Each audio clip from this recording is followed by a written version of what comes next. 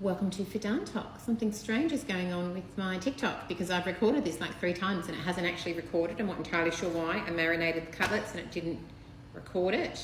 Salt, lemon, olive oil, lemon, pepper, garbage, the corn. Anyway, let me get the air fryer. Right, yeah, sorry, I was on a bit of a rant too. You missed the rant. I don't know why it didn't. I just had to turn off the TikTok and turn it off and on again. That's what hubby says, who works in IT. Turn it off and on again, Fidan. So I did that and now it's working. Anyway, we've marinated the cutlets. We're going to cook them in the air fryer. I was talking about how much hate I got yesterday in the video about the chicken burgers, about how I cook processed food and everything's from a packet and I can't cook, and you know, all the comments that said that. And I'm like, yeah, you're not the one eating it. What do you give a shit what I feed myself and my kids and my family? I'm allowed to cook whatever I like. It's a very strange mentality that people think in the comments that they can dictate to me what I should be cooking my own family. Anyway, as you know, Fidan likes to block, so I blocked a whole bunch of people who were criticising my cooking. Not interested. Even people who followed me. I don't care. Blocked. Because that's the person that I am. Not interested. I do this voluntarily. I TikTok my meals. I don't have to do that. I do it. It's fun. It's a source of entertainment. It makes the meals a little bit more fun for me. And I get it. You put things out on the internet. You've got to be open to criticism. Yeah, I do. But it doesn't mean I don't get the power to block you. Of course I can.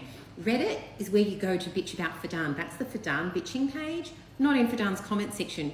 You will be blocked. It's just the way that it works. All right, let's put this on. 20 minutes at 200. I dashed it with oil. I went like this, and then I realised there was none in there. So then I went to the cupboard, but as I said, it wasn't recording. And then I got the other one, and had a splash. All right, let's put it on. I've also got corn on the boil. I snapped them. They're cooking. Okay, so let's make the salad in this traditional wooden bowl. Got my cos lettuce. Just chop it up. Tomorrow, I think we're going to have the nachos, and then Thursday we'll have the ribs. Because I'm just wondering whether I need to save. This is all the lettuce I have, so I'm like, do I need to save some lettuce for another meal? But I don't, because nachos doesn't need lettuce, and the ribs we'll have with veg. I used to have a blackboard up there where I used to meal plan, but I got rid of the blackboard and put it my lemon picture. A couple of tomatoes, which I can pick out for hubby. Today I have another busy day. I was in court today, smashed it, and in the morning I had a couple of new clients. And one of the things I love about my job is it's a problem-solving job. And so that is people, you know, you don't have no idea what the problem is. Sometimes they give you a heads up what the problem is, but people will either call or make an appointment to tell you their problem, and you as the lawyer have to advise them as to possible solutions. And sometimes a good lawyer will workshop and come up with creative solutions to complex problems. So it's one of the sort of good things I like about my job. It always keeps me on my toes, always gets me thinking, and I love to create solutions for clients, for options I haven't thought of before, to help them move past it and help them, get on with their life or whatever it might be. So when I was a junior lawyer, because I've been a lawyer for 20 years now, and when I was a junior, one of the things I used to feel anxious about was, what if the client rings and presents a problem and I don't know the solution? Then what do I do? And fortunately, you could always say, right, let me give it some thought and I'll get back to you. And if I didn't know the answer, I'd go and look it up, or I'd go and ask one of the senior solicitors to help me. So, but now, of course, that I'm a senior solicitor myself, it's very rare to encounter problems that I haven't already encountered or that I can't think of the solution for. So that's a good thing about my job. It's a helping people job, and it's a solutions problem-solving job, which is great. Not all lawyers do that. Some lawyers are transactional lawyers. They do a lot of transactions throughout the day. Conveyancing is a good example of that. All right, so did I tell you I put fennel in there? You saw me chop the fennel anyway. It's something new. I don't always put fennel in. It must be in season. I bought them at, where was I? Coles? I don't remember. Wherever I grocery shopped on Sunday. Got the cucumber. This cucumber has seen better days. I was listening to my 90s CD on the way home from work. Remember I bought that 90s CD on the weekend? And it's got some really banging tracks, some really, really good old music that I haven't heard in years. The first track is Macarena, and you hear that, oh, that's how it starts, and then the beat starts. It's very cool. I was, jamming to that in the car.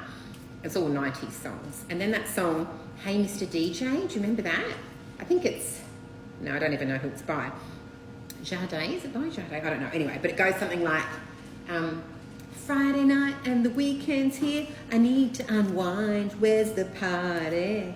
Hey, Mr. DJ, DJ, I am ready to call my friends so we can all get down. Where's the party? Hey, hey, hey, Mr. DJ.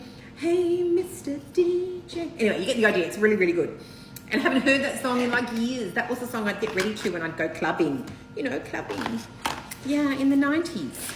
So it was such a flashback. I just completely was bopping along in my car because, you know, I do that. I'm just chopping some cucumber for the kiddos. Oops. So yeah, there's some really good songs on that.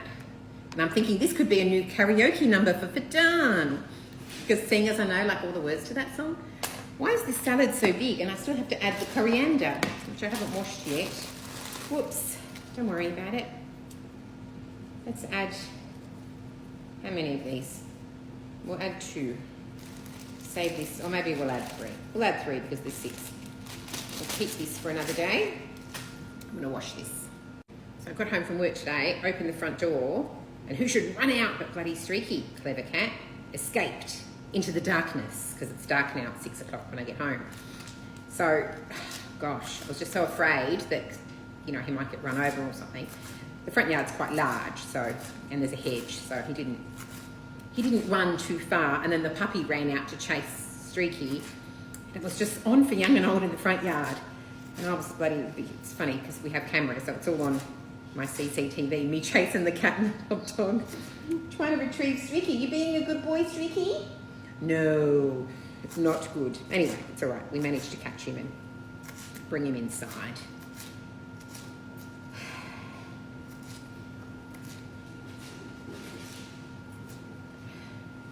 Streaky, see, Streaky's on the stool. Anytime Streaky wants to escape the puppy, he can jump up on the stool, right? Because he can jump. And the dog can't jump. So you don't have to worry about Streaky. And he's got claws, sharp claws. He can fend for himself. All right, the puppy just gets excited sometimes. That's a big salad. I feel like it's an Elaine big salad. If you know, you know. All right, let's get the salt, the dry mint. Should I get Cara to go pick some mint? And we'll marinate it. Okay, I've got my Cyprus black olive oil. Dash. This is Italian dressing. For something different. Dash. Salt. Pinch. And lemon, which you missed it, but earlier I used that lemon, half a lemon, to marinate the cutlets. And then I squeezed some of this and went, oh no, it's meant to be for the salad. So I've sort of salvaged a little bit of it. Let's see how much lemon we can get out. Oops, there goes the seed. Squeeze the day. Even though I've already squeezed the day, but as I said, it wasn't recording. Don't worry about it. We're doing it again. Okay. Oops, that's Streaky wanting to get out, but I locked the door, or shut the door so that Cara could go pick the mint and the cat won't escape. Let me get a thingy. All right, I'm just going to, oh, the feta. Didn't I have feta? I knew I forgot something. Feta. There we go. Somebody coming. Oops, Cara's here. What do you got, Cara? Show me the mint. Is all your hands wet? Yeah, it's okay. I'm going to wash them. Give me the mint and I'll wash it. Thank you, darling. What a good helper. Let's wash the mint. Right, I'm just dishing out the salad, avoiding the tomato, putting the tomato on my one. It really is a big serving, don't worry about it. Yeah, gosh. Sometimes I get a little bit carried away with the portions. Okay, I've already dished out the kids' share. All right, that should be fine. Done. All right, let's get the corn and the cutlets. We're going to have this dinner with yogurt. And I'm like, do I have to ration the yogurt? These are the things I think about. I don't think we're using nachos. We don't need it. The ribs I probably will like some, so I am going to ration the yogurt. I think I bought 2 tubs this week, so never mind. All right, we get 3 cutlets each. Kids get 1 each. Let's get the yogurt. I've got this tzatziki left from Platter Day, so I'm going to use tzatziki, but it is a little bit, well, I was going to say runny. It's a bit too runny for my liking. I'm going to boost it with the Farmers Union. Kids' dinner is done. Okay, 1 scoop for hubby and 2 scoops for me.